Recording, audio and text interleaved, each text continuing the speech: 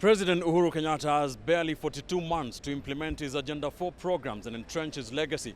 But that potential legacy is increasingly being threatened by runaway corruption in his government.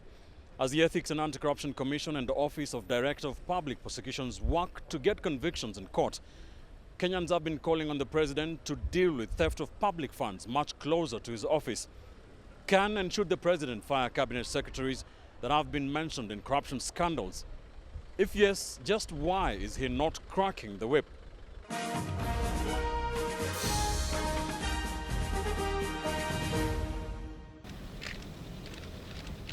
President Kenyatta could be facing arguably his biggest dilemma yet in the war against theft of public funds.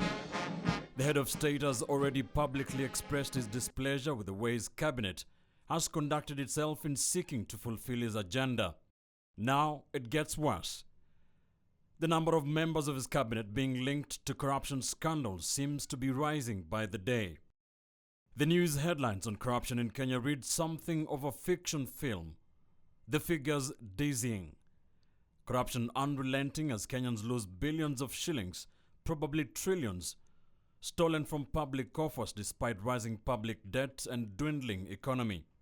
The latest scam is the one involving construction of Kimwarer and Aror dams in the county of Elgeyo Marakwet, where 21 billion shillings is said to have ended up in the pockets of a few individuals.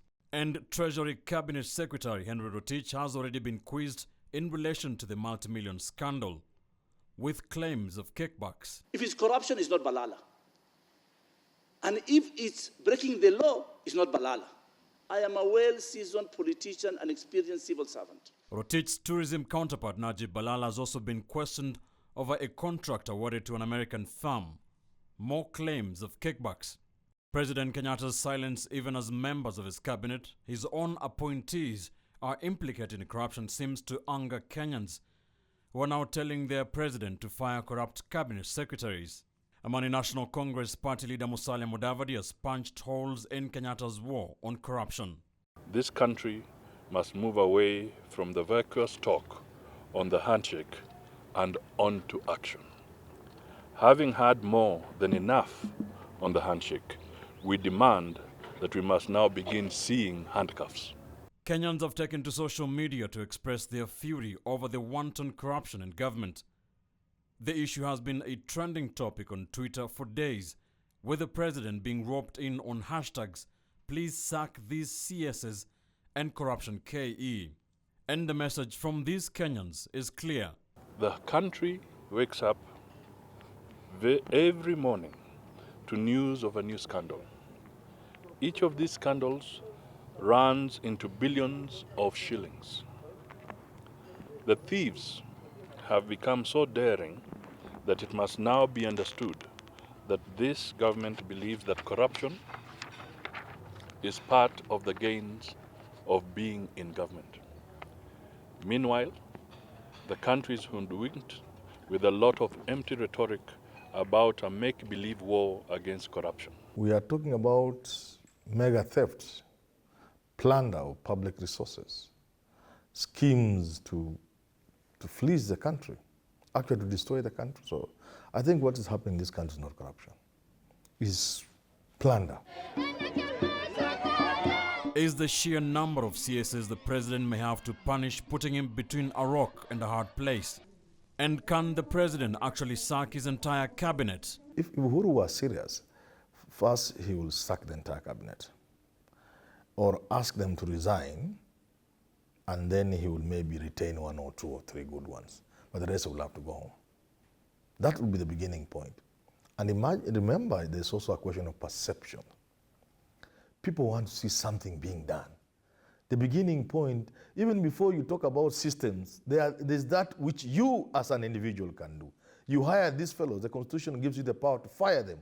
The political leadership in Kenya has indicated they support these corruption fights. The civil society has indicated they support these corruption fights. The private sector has indicated they support these anti-corruption fights. And more important, the taxpayers, Mura, Wanjiku, and Nafula, have indicated they support these fights. So the president sits in a very good place today that every single Kenyan is sick and tired of corruption. Political pundits believe the political matrix inside the majority Jubilee party may prove to be another dilemma for President Kenyatta. Could the composition of his cabinet be a possible cause of political backlash if he even attempted a purge? Well, the beauty is that President Kenyatta is not seeking for another term in office. He's serving his second and last term. And if he so desires to fire the entire cabinet, there'll be political repercussions, but they will not threaten his stability. And he's got very good political insurance from other political leaders, other politicians. He's got goodwill from Prime Minister Raila Odinga. He's got goodwill from Salim Davadi. He's got goodwill from Kalonzo Musyoka. He's got goodwill from Moses Wetangula. And his deputy has indicated, as late as this morning, that he supports the president in his fight against corruption. I don't think it's because of your PTNA formulations. I don't think it's true. Because if there was a corrupt Kalenjin, you sack him and ask Ruto to give you another Kalenjin, if there must be a Kalenjin.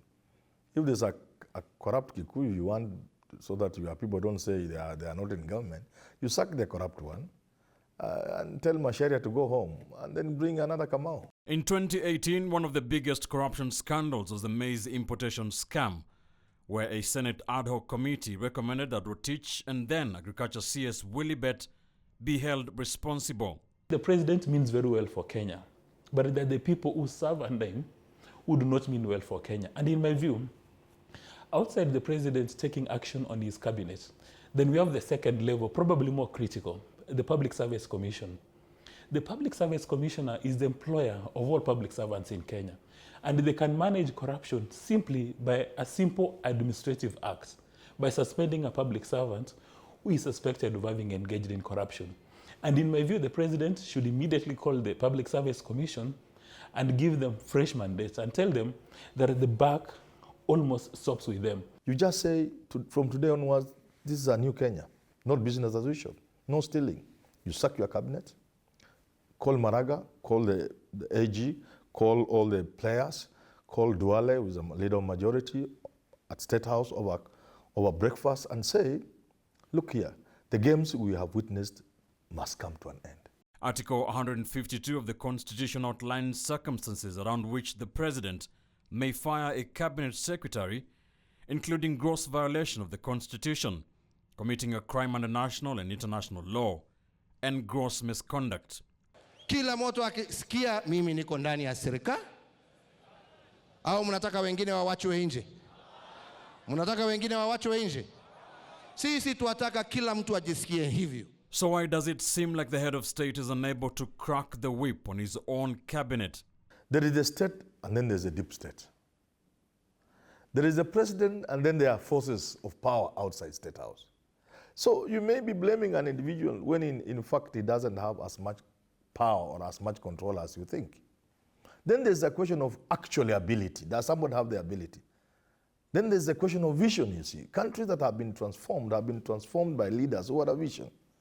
So it's a whole mixed bag. Is it that the person doesn't have a vision? Is it the person doesn't have the capacity? Is it that the deep state is too much for him?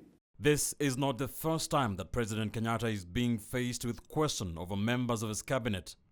In January 2018, the president kicked off his second term in office with vigor, sacking 13 out of his 19 cabinet secretaries. Among those dropped from the cabinet included Amina Mohamed, Eugene Wamalwa, Mwangi Kiunjuri and Hassan Wario. Rachel Omamo, Phyllis Kandi and the then embattled Willibet were also off the New Year cabinet list.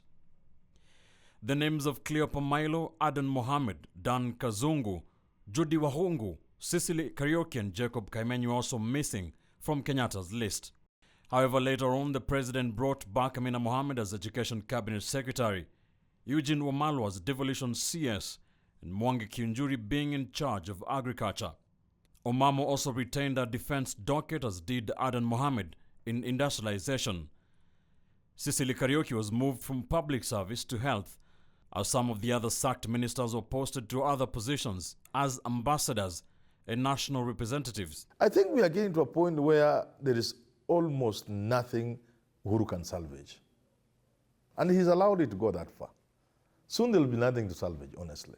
In an index report released by Transparency International earlier this month, Kenya was still ranked as one of the most corrupt countries in the world, tied with Nigeria in position 144 out of 180. The March 9th handshake under attack because of corruption. If it is necessary, we as ANC will take the country back to the era of mass action. Kenyans cranking up the pressure on their president to salvage their country. This path is very predictable. You see, you can play with politics for 100 years. What you can't play with is economics. The clock is ticking and President Uhuru Kenyatta seems to be running out of time and Kenyans' patience. All eyes remain fixed on the house on the hill. Will the president flinch? Ben Kitili, KTN News.